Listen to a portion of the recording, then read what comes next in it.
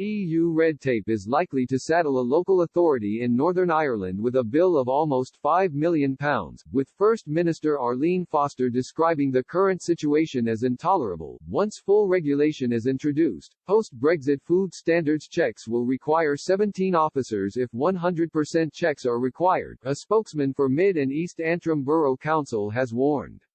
He said, Mid and East Antrim Borough Council understands it could be required to provide 72 full-time staff at a cost of almost £5 million to deliver on its obligations at Larne Port for 100% checks to be completed at the end of the grace period.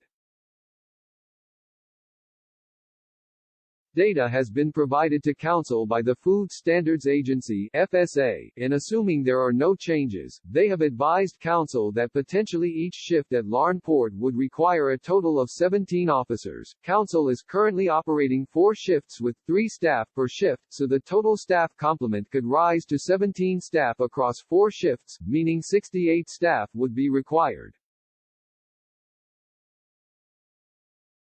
Agriculture Minister Edwin Poots has said the prospect of Northern Ireland having to carry out the same number of agri-food checks as the EU does as a whole was neither sensible nor rational. DUP leader and Stormont First Minister Arlene Foster has urged Boris Johnson to stand up for Northern Ireland and ditch the intolerable protocol governing Irish sea trade post-Brexit. She added, not a single unionist party in Northern Ireland supports this unworkable protocol.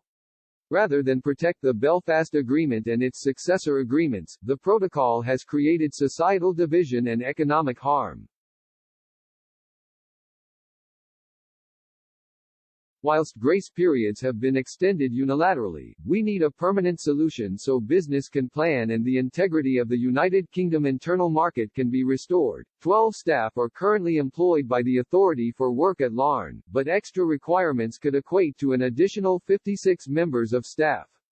Even this does not take into consideration additional managers. The Council has assumed a minimum of 4 would be needed, meaning an extra 72 staff would be required to deliver the port services required from the Council.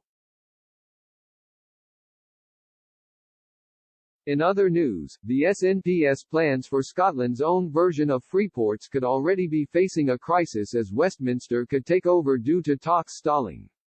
Scottish Trade Minister Ivan McKee has written to the Treasury last week asking for 2 fully funded sites from bidding port authorities. He originally rejected the UK policy, which led to disagreements over the Scottish Government's demands the free ports were renamed Green Ports, as well as details of tax relief and the number of locations failing to be agreed.